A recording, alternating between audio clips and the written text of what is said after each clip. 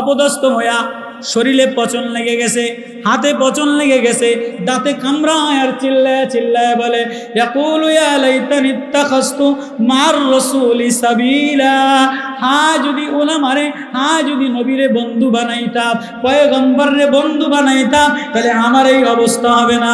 ও তবলিগওয়ালারা, ও উম্মতের দলেরা, বাংলার ছাত্র উত্থানের গণজাগরণের পরে, কোরআনের জাগরণের পরে আল্লামা মামুনুল হক আমাদের কাছে, আল্লামা মামুনুল হক আমাদের কাছে এ জাতির আধ্যাত্মিক রাহবার হয়ে আসছে।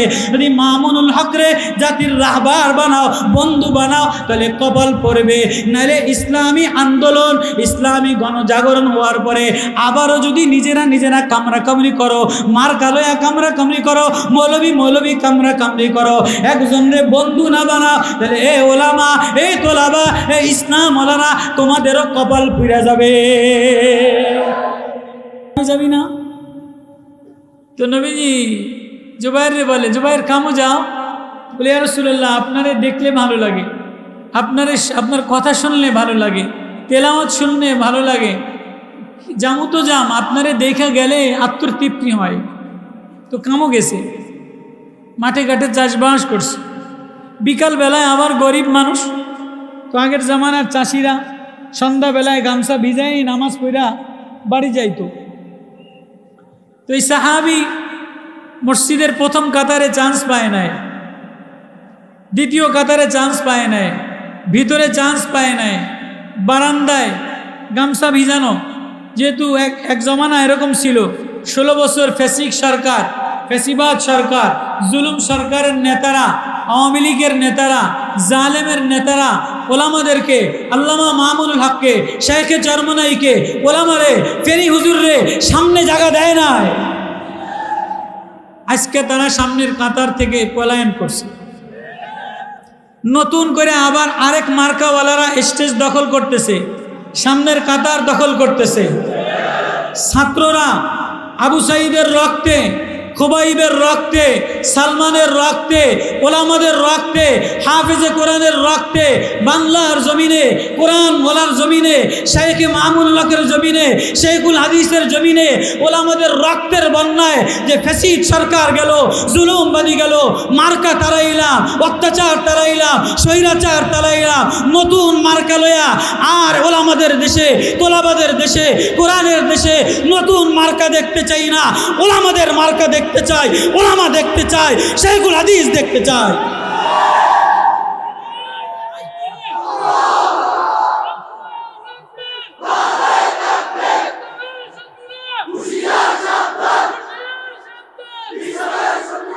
তো সাহাবী গরিব মানুষ, সামনের কাতারে জায়গা পায় নাই।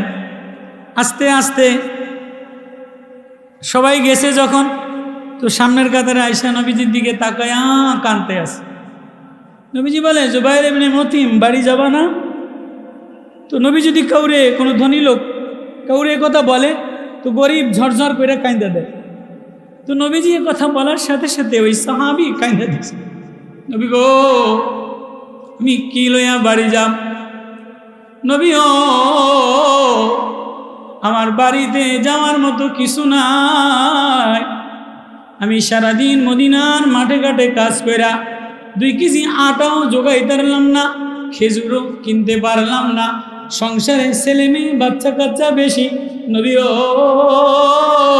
আমি কি লইয়া বাড়িতে যাম? বাড়িতে নেওয়া যাওয়ার মতো আমার কাছে কোনো সামান সদায় নাই।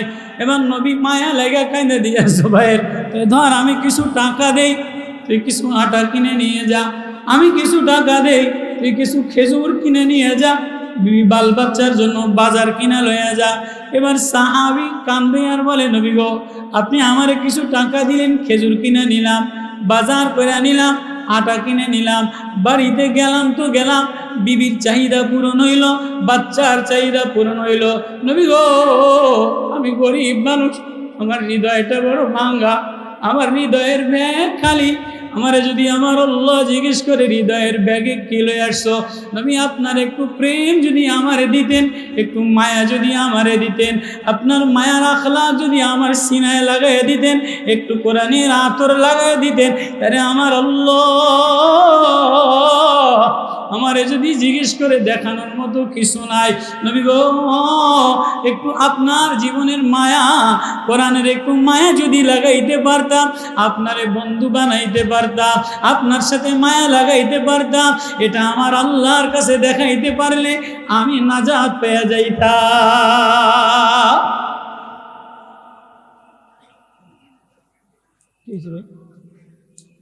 তো নবীজি ওর এই কথা শুনে কান্দা বলে, কি মায়া লাগাবো তোরে, আমি কি মায়া লাগাবো, তুই তো আমারে মায়া লাগাইয়া দিলি। তো বলে, নবী ও, আপনি যে মাগরিবের নামাজে তেলাওয়াত করছেন, ওই তেলাওয়াতের গেরানটা আমার সিনায় লাগাইয়া দেয়।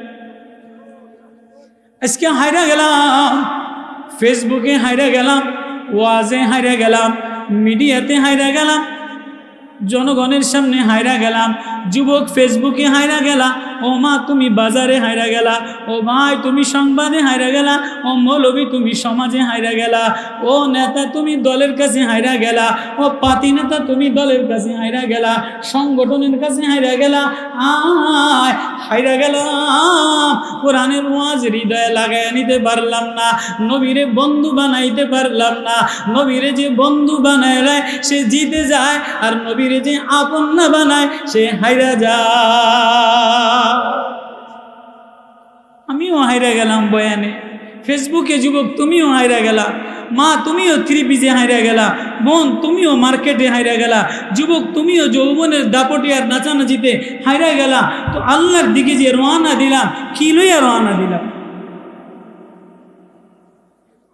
আমার বয়ানে মজমার জন্য না, তো নারায়ে তাকবীর স্লোগান দেওয়া। তো সাহাবী জুবাইর ইবনে মুতঈম বলে, নবী গো, মাগরিবের নামাজে যে তেলাওয়াত করলেন, ওই তেলাওয়াতটা আমার হৃদয়ে লাগাইয়া দেন, ওই ঘ্রাণ, আমার ওয়াজ আমার হৃদয়ে কোরআনের ঘ্রাণটা লাগাইয়া দেন। তো নবীজি বলে, আয় আয় আয় আয় আয়, কাছে আয়। যে নবীরে কাছে পায়া আপন বানায় লায় সে ধন্য হয়ে যায়। আর যে নবীজিরে সিরাতুন নবী মাহফিলে আইসাও নবীর আখলাক মিলে না, ওলামা দেখাও ওলামার মায়া লাগায় না, কোরআনওয়ালা পায়াও কোরআনওয়ালার মায়া লাগে না, তার চেয়ে হতভাগা আর কেউ নাই, তার চেয়ে কপাল পরা এমন কেউ নাই। যেমন মৌলানা সাদ ইন্ডিয়াতে ইলিয়াস রহমতুল্লাহ আলাইহির খানদানের মানুষ, তবলিগের গাট্টির জিম্মাদার বানাইলাম, কিন্তু কপাল পুড়া গেছে ভারতের দালালি কইরা, কপাল পুড়া গেছে ইসরায়েলের দালালি কইরা, কপাল পুড়া গেছে কোরআনের সোয়ানা লাগাইয়া কোরআন ওয়ালাদের বিরুদ্ধে যেয়া মৌলানা সাদ খুনি হয়ে গেছে, জালেম হয়ে গেছে, মৌলানা সাদ ওলামাদের বিদ্বেষী হয়ে গেছে, কপাল পুড়া গেছে, কপাল পুড়া গেছে। ওই কথাটা আল্লাহ বলে, উকবা ইবনে আবি মুঈতের যেমন নবীরে পায়াও কপাল পুড়া গেছে, ও সাদিয়ানি ওয়ালারা তোমরা তবলিগের মেহনত পায়াও ওলামার কাছে না যায়া কপাল পুড়াইয়া লাইলা। একটা আয়াত যেটা তেলাওয়াত করছি এটা তরজমা করে বয়ান শেষ।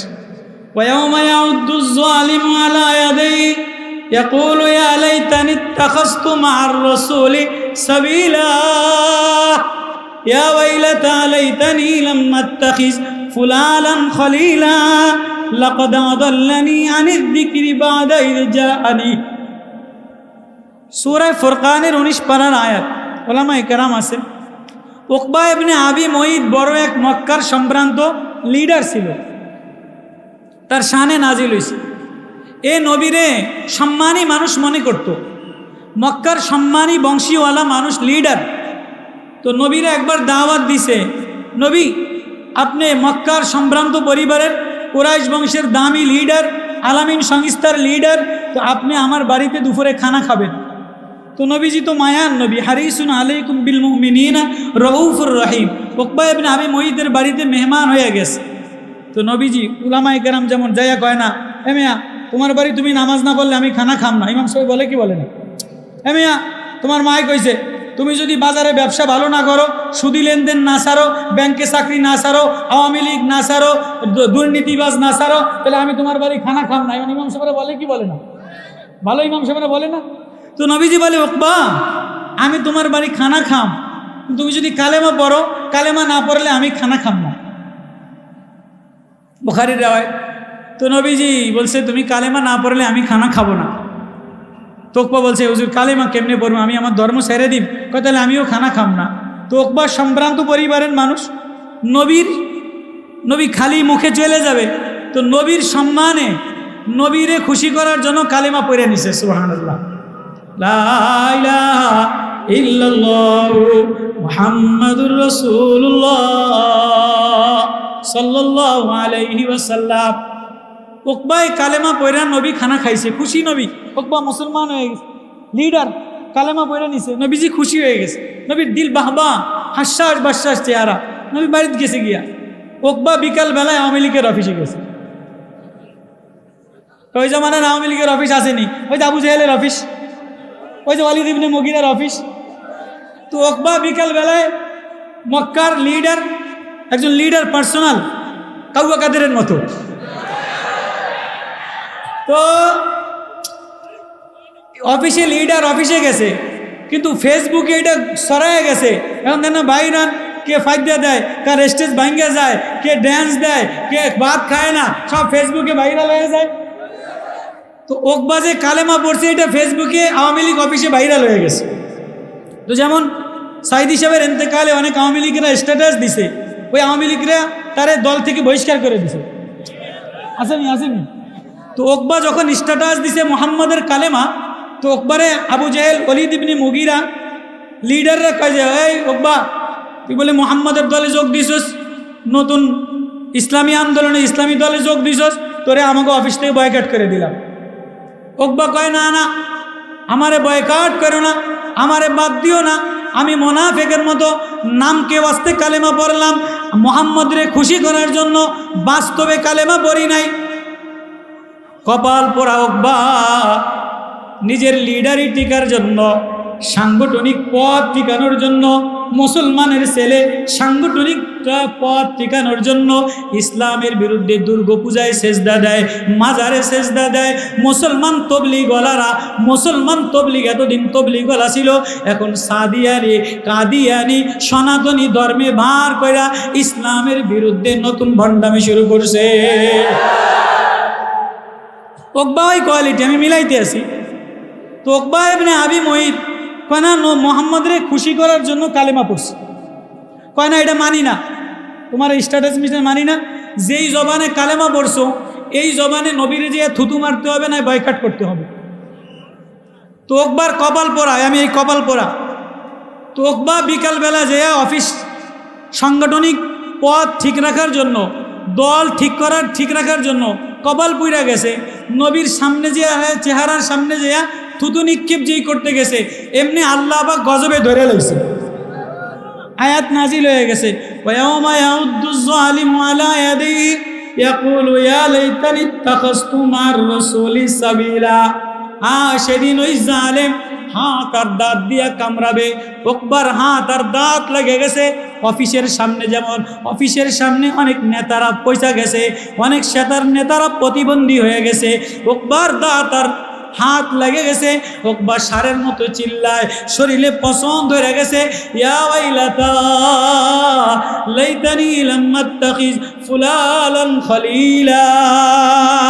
হায় আমার কপাল পুড়ে গেছে, আমি কেন মুহাম্মদুর রাসূলুল্লাহরে বন্ধু বানাইলাম না, আমি কেন আবু জাহেলরে বন্ধু বানাইলাম, আমি কেন ওয়ালিদ ইবনে মুগীরারে বন্ধু বানাইলাম, আমি কেন রাবেতা ওয়াল সাহাবারে বন্ধু বানাইলাম, মক্কার লিডাররে বন্ধু বানাইলাম। হায় আমার কপাল পুড়ে গেছে, আমি কেন নবীরে বন্ধু বানাই নাই। ইয়া ওয়াইতালাতা লাম আত্তাখিজ ফুলানান খলিলা। মাওলানা সাদ সাহেবেরও কপাল পুড়ে গেছে। মাওলানা সাদ সাহেব কোরআনের নেয়ামত পায়া আল্লাহ সূরা আরাফে অন্য আয়াতের লম্বা ব্যাখ্যা তাফসীর আমি মিলাইছি, সুযোগ আজকে নাই, বলতে পারবো না।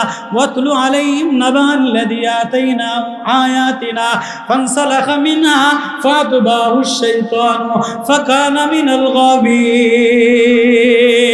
বালাম ইবনে বাউরা বনি ইসরাইলের মুস্তাজাবুদ দাওয়াত ছিল।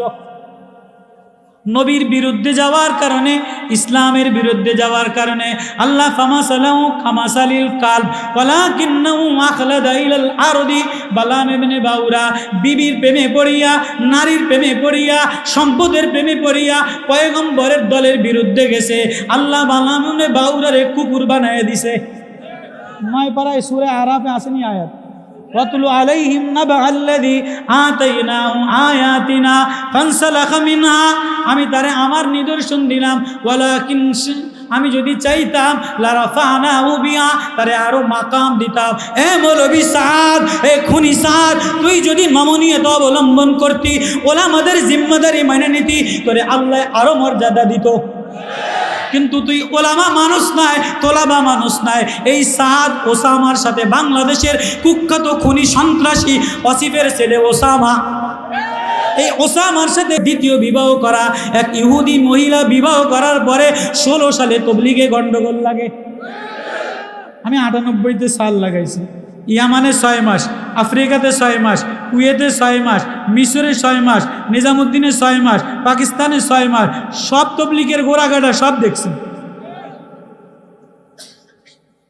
কিন্তু যে মেহনত উম্মতের কাছে এক ইলহামি মেহনত, এক মর্যাদাওয়ালা মেহনত, এক মায়ার মেহনত, নবুয়তওয়ালা মেহনত, আখিরি পয়গম্বরের উম্মতের দরদওয়ালা মেহনত, এই মেহনত এক ব্যক্তির কারণে, ব্যক্তি পূজার কারণে ভাগ হয়ে যাবে, মারামারি হবে, সন্ত্রাসী হবে, এটা ওলামারা, তোলাবারা, মুসলমানরা কোনোদিন বাংলার জমিনে, হিন্দুস্তানের জিনিস কোনোদিন হতে দিতে পারে না।